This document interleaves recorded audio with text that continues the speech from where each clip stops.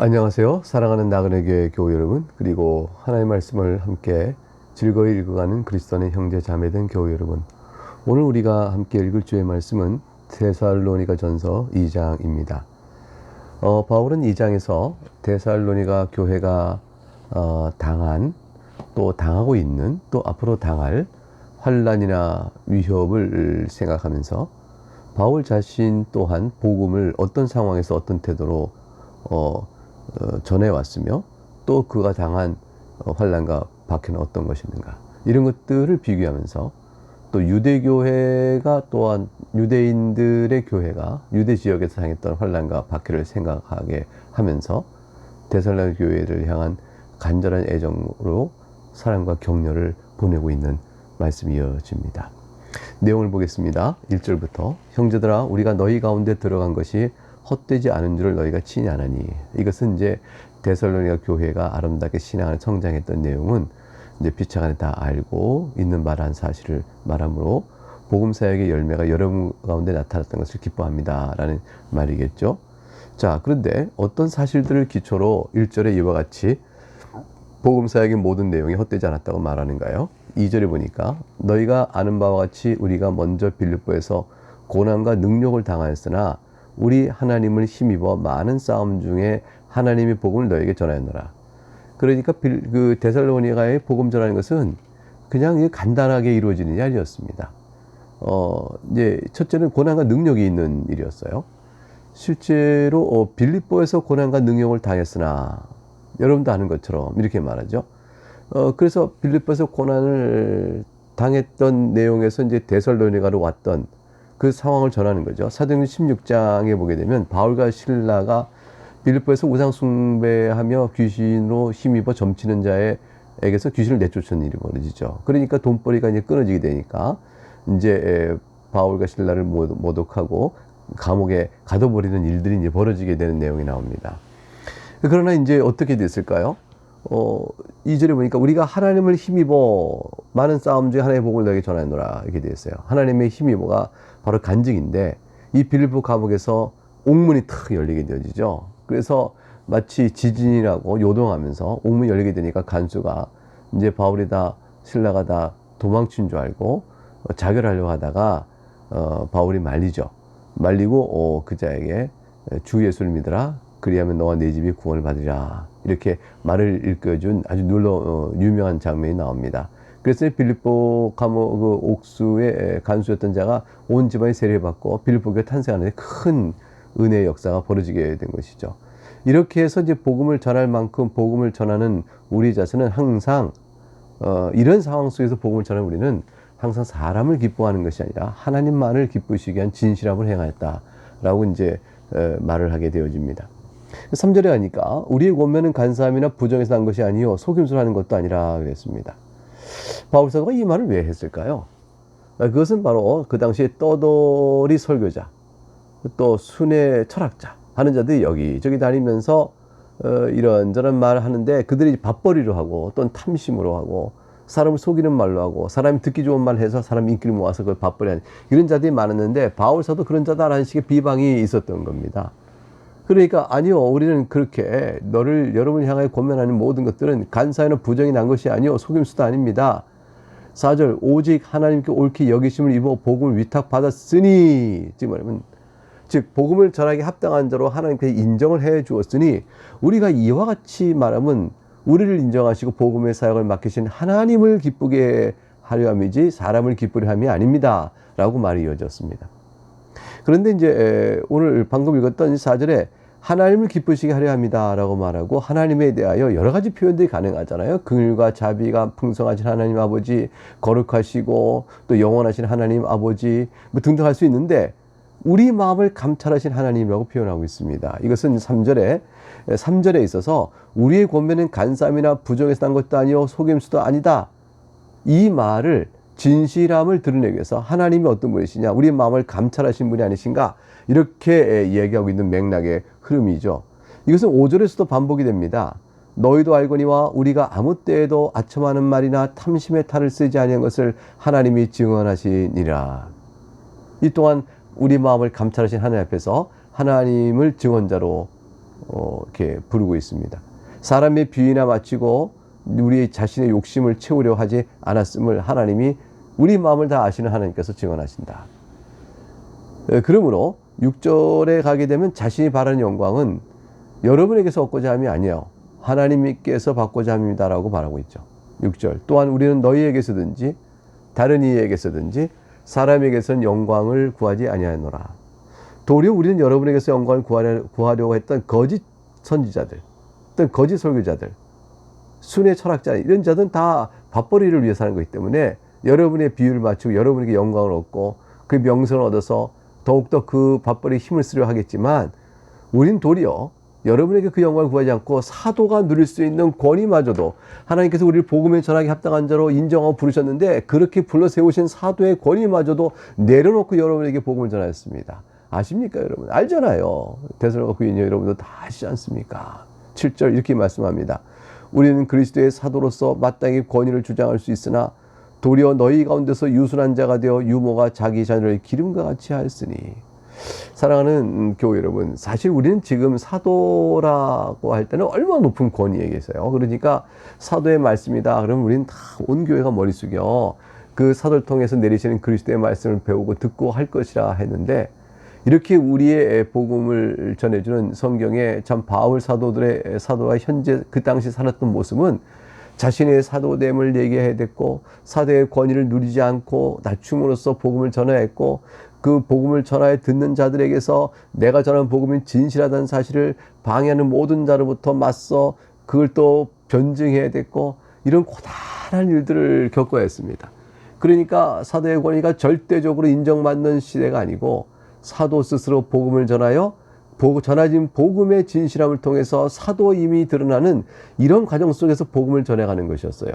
제도화된 교회가 사도는 사도다라고 권위를 인정해준 곳에서 사도로 내려왔다면 얼마나 사도적 사역을 하기가 쉬웠겠습니까?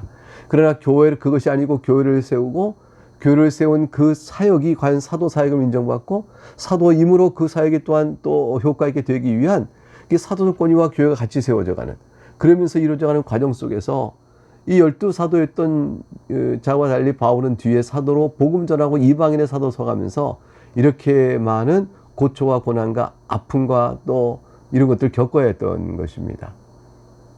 이것이 우리가 생각해 볼 때 참 하나님께서 그 위대한 종을 사용하심에 있어서도 그 위대한 종의 사역의 자리 속에는 지극히 상대적이었고 또 겪는 인간 관계 안에 겪는 일들의 고난을 다 같이 겪으며 이 사역을 감당해 왔다. 그러면 얼마나 그 사도가 약해 보일까요?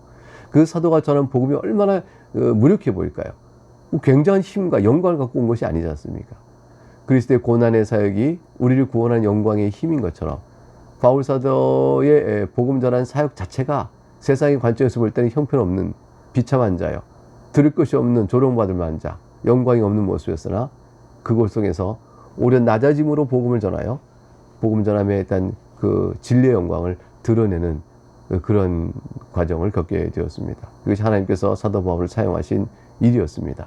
오늘 우리에게서도 세상으로부터 영광을 받지 아니하여도 그래도 우리는 또 사도적인 권위를 마저 내려놓고 대하는 상황이 있었던 사도 바울처럼 우리가 낮은 처지가 된다 할지라도 우리의 모습 때문이 아니요 우리가 전하는 복음의 영광 때문에 그 영광은 나타나게 될 것입니다. 7절. 우리는 그리스도의 사도로서 마땅히 권위를 주장할 수 있으나 도리어 너희 가운데서 유순한 자가 되어 유모가 자기 자녀를 기름같이 하였다.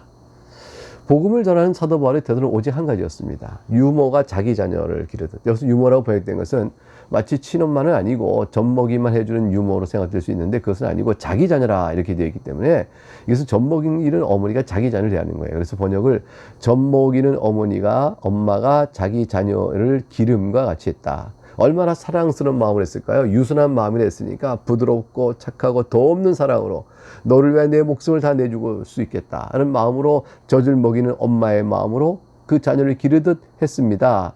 다치지 않도록, 또 상하지 않도록, 더럽히지 않도록, 또 잘 잘 수 있도록, 배고프지 않도록 먹이고 씻기고 보호했다는 것이죠. 8절에 우리가 이같이 너희를 사모하여 하나님의 복음뿐 아니라 우리 목숨까지 너희에게 주기를 기뻐함은 너희가 우리의 사랑하는 자 됨이라. 바울 사도는 데살로니가 교인을 향하여 이렇게 깊은 사랑을 고백합니다. 너희를 사랑하는 어머니의 마음으로 복음을 전하니 이 일을 위하여서는 우리 목숨까지 내어주기를 내가 기뻐하였다. 자, 이렇게 고백할 수 있는 사역자.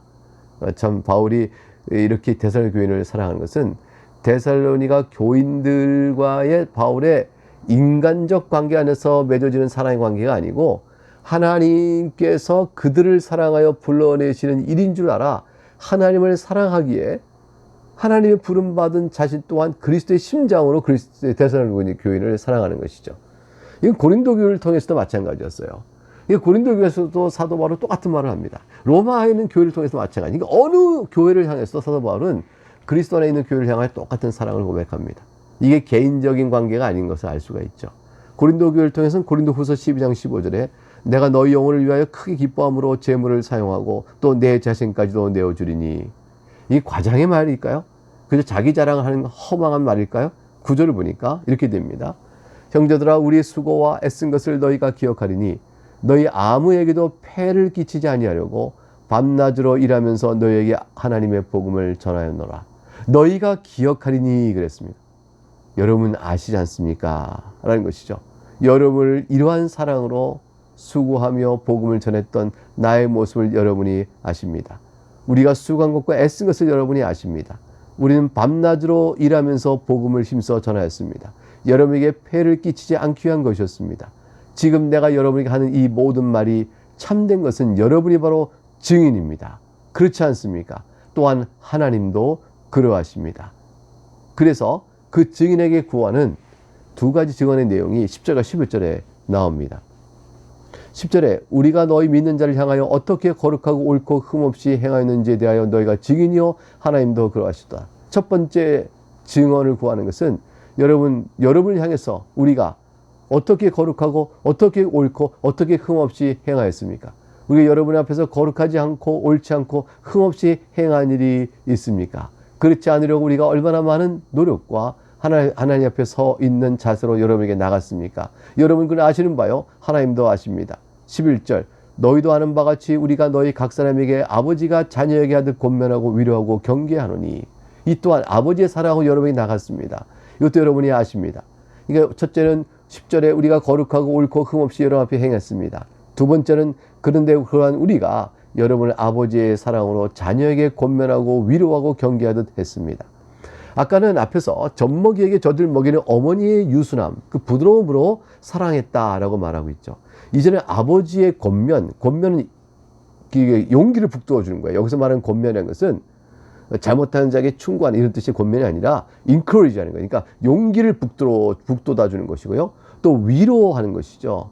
그 낙심하지 않도록 위로하는 것이요. 또 경계한다는 것은 이게 이게 이제 우리말로 솔직히 권면한다, 경계한다, 하라고 충고하고 조언하는 것입니다. 무엇을 위하여 할까요? 그것은 바로 12절에 나와 있습니다. 그것은 너희를 부르사 자기 나라와 영광 이르게 하시는 하나님께 합당히 행하라. 여러분이 하나님 나라와 영광 이르도록 여러분을 이끌어 가시는 하나님의 사랑을 그리스도 안에서 배우고 알았고 맛보았으므로 여러분이 바로 그 나라와 그 영광을 바라보는데 용기를 내십시오. 그 나라와 그 영광을 바라보는데 이래서 여러분 세상 일로 인하여 낙심하지 마십시오. 여러분이 그 나라와 그 영광에 이를 수 있도록 여러분의 마음을 더욱더 열심을 내십시오. 라고 여러분에게 아버지의 마음으로 여러분에게 그렇게 가르쳤습니다. 여러분 이것이 신앙교육이요. 목회사역이라 할 수 있습니다. 일반적인 교육도 이렇게 하는 거죠. 권면하고 위로하고 경계의 마음으로 합니다. 하물며 자녀들에게 신앙을 양육한다는 것은 더욱더 그런 것이죠. 신앙 양육은 사도 바울이 이렇게 데살로니가 교회를 통해서 지금 오늘 본문이 말하는 듯한 이 심정으로 하는 수밖에 없어요. 되게 부모가 자녀에게 신앙 교육한다 할지랄 때 우리가 이제 부모니까 너 이렇게 해라, 자녀니까 들어라 라는 어떤 이런 권위적인 관계 안에서 이렇게 어떤 태도를 결정하고 행동을 가르칠 수 있어요. 그러나 태도와 행동이 과연 신앙을 배우는 것은 아닙니다. 신앙을 배우는 한해 토양은 될 수 있지만 거기서 신앙이 배양되느냐 하는 것은 과연 어떤 내용을 어떻게 가르치냐에 따라 달라집니다. 지금 자녀를 젖먹이는 어머니의 사랑의 마음으로 부드럽게, 그러면서도 하나님 나라와 그 영광을 향하여 더 나아갈 수 있도록 걸음을 낼수록 칭찬해주고 격려해주고, 그리고 또 낙심하지 않도록, 인간은 다 죄인이니까 하나님 그 앞에서 자신의 죄인됨을 피할 수가 없거든요. 그러니까 아이들 또한 내가 하나님의 자녀인가 싶을 때에 자신의 허물을 보고 낙심할 수 있는 겁니다. 그 낙심을 들어서 정죄하거나 책망하면 아이들은 무너지게 되어지죠. 그러지 않도록 위로를 해주는 일이 필요합니다. 그리고 하나님 나라 그 영광을 바라봐라 하고 계속 격려하는 일들이 그야말로 필요한 겁니다. 신앙을 한다는 것, 신앙을 가르친다는 것, 우리들도 각각 개개인이 하나님 앞에서 신앙을 배워 신자로 살아간다고 할 때도 이와 같은 과정, 주께서 우리를 향해 이렇게 이끌으심을 우리가 배워 알게 되고 또 필요로 하게 되어지지요. 12절이니까 너희를 부르사. 하나님 너희를 부르셨어. 그 용기 잊지 말아라. 낙심하지 말아라. 또 하나님 나의 영광을 너희를 그를 향해 부르셨으니 그를 바라보고 더욱더 나가자. 그러기 위해서 우리가 하나님 앞에서 합당히 행할 일들을 행하야 마땅하지 않겠느냐. 이와 같이 가르친 데살로니가 교회를 향한 사도 바울의 사역은 보람이 있었습니다. 그래서 교회를 향한 감사 칭찬의 말을 13절에 이어갑니다. 이러므로 우리가 하나님께 끊임없이 감사함은 너희가 우리에게 들은 바 하나님의 말씀을 받을 때에 사람의 말로 받지 아니하고 하나님의 말씀으로 받음이니 진실로 그러하도다. 이 말씀이 또한 너희 믿는 자 가운데서 역사하느니라. 복음의 가르침을 하나님의 말씀으로 받는 자는 자신 안에서 일을 행하시는 하나님의 능력과 은혜를 맛보게 될 것입니다. 여러분 지금 이 함께 있는 이 말씀을 하나님의 말씀으로 받으십시오. 그럼 여러분 심령 속에서 하나님의 성령의 역사와 능력과 은혜를 경험하게 될 것입니다. 여러분 예배할 때 선포되는 하나님의 말씀이 과연 그러한가 살피되 과연 그러하도다 하고 되어질 때 하나님의 말씀을 그걸 받으시기 바랍니다. 그럼 여러분 마음속에 성령 하나님의 능력과 은혜를 맛보아 하나님 나라와 그 영광을 여러분 이 땅에서 맛보는 일들을 경험하게 될 것입니다. 그러나 여러분이 판단하고 그것을 사람의 말로 받으며 생각한다면 물론 하나님의 말씀이 과연 그러한가 비추어 그렇지 않다면 사람의 말로 이해를 해야 되겠죠. 그러나 하나님의 말씀이 과연 그러한가 그러한다 할지라도 여러분 스스로가 그것을 하나님의 말씀을 받지 않고자 하여 받지 않는다면 그 영적인 손실과 손해는 여러분에게 큰 겁니다. 여러분 데살로니가 교회에게 말합니다. 여러분은 사도 바울이 전하는 말씀을 하나님의 말씀을 받았습니다. 진실로 그러합니다. 그러므로 이 말씀이 바로 여러분 가운데서 힘있게 역사하고 있습니다. 14절부터 이렇게 데살로니가 교회를 칭찬합니다. 형제들아 너희가 그리스도 예수 안에 있는 유대에 있는 하나님의 교회들을 본받은 자 되었으니 그들이 유대인들에게 고난을 받은 것 같이 너희도 너희 동족에게서 동일한 고난을 받았느니라. 데살로니가 교회가 그 당시 동족들에게 박해를 받고 핍박을 받는 겁니다. 예수를 믿고 교회가 된다 해서 핍박과 박해를 받습니다. 그런데 여러분보다 먼저 유대에 있는 하나님의 교회들도 유대인으로부터 박해와 핍박을 받았습니다. 그에 불구하고 그들이 그리스도 안에서 굳건히 섰던 일을 생각해 보십시오. 여러분도 또한 그렇게 하고 있으니 여러분이 유대에 있는 하나님의 교회를 본받은 자가 된 것이 아닙니까? 하고 칭찬과 격려해 주는 것입니다. 이와 같은 모습 때문에 우리가 어제 읽었던 데살로니가전서 1장 6절부터 8절의 말씀에 이런 칭찬을 했던 것을 기억하죠. 제가 읽어보겠습니다. 너희는 많은 환난 가운데서 성령의 기쁨으로 말씀을 받아 우리와 주를 본받은 자가 되었으니 이 말이 예사롭지 않은 거예요. 7절 그러므로 너희가 마게도냐와 아가에 있는 모든 믿는 자의 본이 되었느니라. 이 교회는 유대인 하나님의 교회를 본받아 여러분이 또 섰으니 다른 아가야와 또 마게도냐에 있는 모든 교회의 본이 되는 모습 서로 배워가는 모습이 되어진 것이죠. 주의 말씀이 너희에게로부터 마게도냐 아가야에만 들릴 뿐 아니라 하나님을 향하는 너희 믿음의 소문이 각처에 퍼졌으므로 우리는 아무 말도 할 것이 없노라.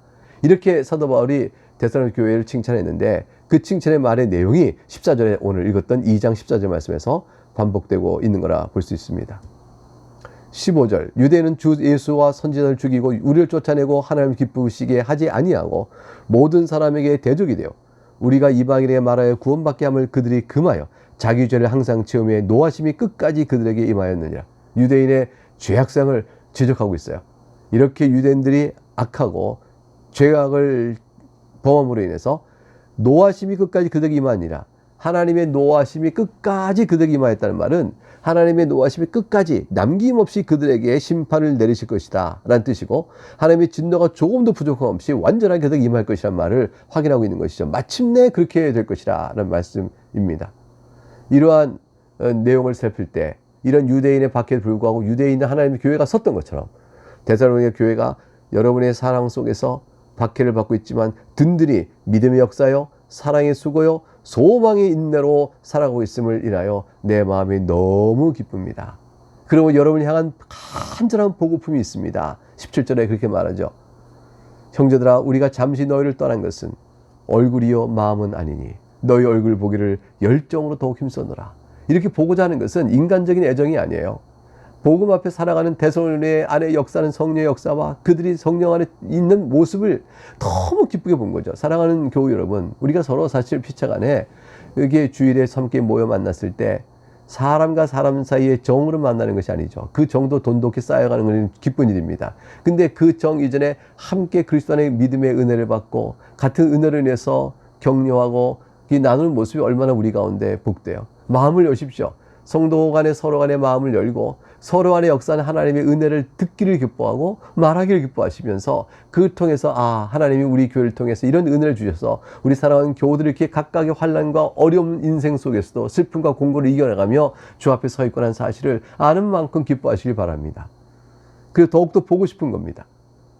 코로나로 인해서 서로 얼굴 대하지 못할 때에 이 슬픔인 줄 아는 것입니다. 18절 그러므로 나 바울은 한 번 두 번 너에게 가고자 하였으나 사탄이 우리를 막았도다. 그 걸음이 막게 된 것은 사탄이 막았다도 합니다. 영적 성도의 교통과 사귐, 그를 누린 기쁨을 사탄이 막아서 함께하지 못한 사실을 아파하고 있는 모습입니다. 19절 우리의 소망이나 기쁨이나 자랑의 면류관이 무엇이냐? 그가 강림하실 때 우리 주 예수 앞에 너희가 아니냐? 너희는 우리의 영광이요 기쁨이니라. 우리의 소망이나 기쁨이나 자랑의 면류관은 무엇입니까? 여러분의 소망이나 기쁨이나 자랑의 면류관은 무엇입니까? 바울은 데살로니가 교회가 그러하다고 합니다. 사랑하는 나그네 교회 여러분, 저도 여러분이 저의 소망이요 기쁨이요 자랑의 면류관입니다. 근데 이것은 저에게 있어서만 그럴까요? 아닙니다. 우리 모두가 서로에게 그런 것이고 여러분에게도 여러분의 교회가 여러분 나그네 교회 성도들은 나그네 교회가 여러분에게 소망 기쁨이요 여러분의 자랑의 면류관일 것입니다. 여러분이 교회를 향하여 사랑하고 교회를 통해 함께 예배하는 일에 힘썼을 때 우리는 다 그렇게 될 것입니다. 이러한 소망의 인내로 사랑의 수고를 다하며 우리 믿음 안에서 서로 살아가는 우리 교회가 됐으면 좋겠습니다. 함께 이 말씀을 읽었던 여러 그리스도의 형제들도 각각 속한 교회 안에서 같은 은혜가 있기를 바랍니다. 오늘 여기까지 말씀을 살핍니다. 내일 다시 뵙겠습니다. 감사합니다.